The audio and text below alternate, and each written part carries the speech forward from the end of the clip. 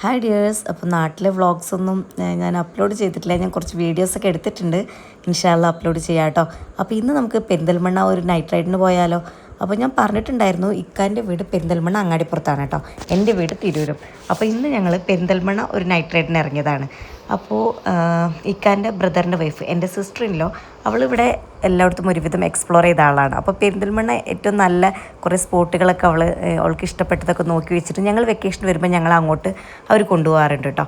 അപ്പോൾ അങ്ങനെ അവളുടെ നിർദ്ദേശപ്രകാരം വന്ന ഒരു സ്ഥലമാണ് ചായ്വാല. പെരിന്തൽമണ്ണ ബൈപ്പാസ് റോഡിലാണ് കേട്ടോ ഈ ചായ്വാല കഫേ വരുന്നത്.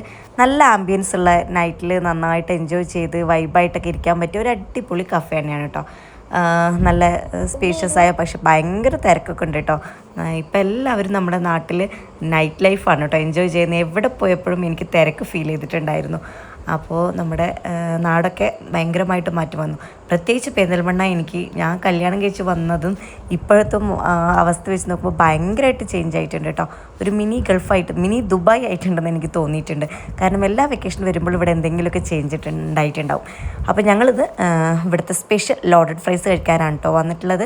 ഇവിടെ ലോഡഡ് ഫ്രൈസ്, ബർഗർ, അതുപോലെ പാസ്ത, സാൻഡ്വിച്ച്, ചായ ഒക്കെ, അങ്ങനെ സ്പെഷ്യലായിട്ടുള്ള എല്ലാ ഐറ്റംസും ഉണ്ട്. അപ്പോൾ ഞങ്ങളിവിടെ വാങ്ങിയിട്ടുള്ളത് ഈ ലോഡഡ് ഫ്രൈസും അതുപോലെ ക്ലബ് സാൻഡ്വിച്ചും പിന്നെ സ്റ്റീംഡ് മോമോസുമാണ് കേട്ടോ. പിന്നെ അവിടുത്തെ സ്പെഷ്യൽ ടീയും പിന്നെ റിഫ്രഷിങ് ഡ്രിങ്കായിട്ട് മിൻറ്റ് ലൈമും മക്കൾക്കൊക്കെ വാങ്ങിയിട്ടുണ്ടായിരുന്നു. അപ്പോൾ അതൊക്കെ കഴിച്ചു. നല്ല ടേസ്റ്റ് ഉണ്ടായിരുന്നു. ശരിക്കും എൻജോയ് ചെയ്തു കേട്ടോ. അപ്പോൾ പെരിന്തൽമണ്ണ ഉള്ളവരാണെങ്കിൽ ഇവിടെ പോയിട്ടില്ലെങ്കിൽ ഒന്ന് ട്രൈ ചെയ്ത് നോക്കൂ കേട്ടോ. അപ്പോൾ ഇനി നെക്സ്റ്റ് വ്ളോഗുമായി കാണാം. താങ്ക്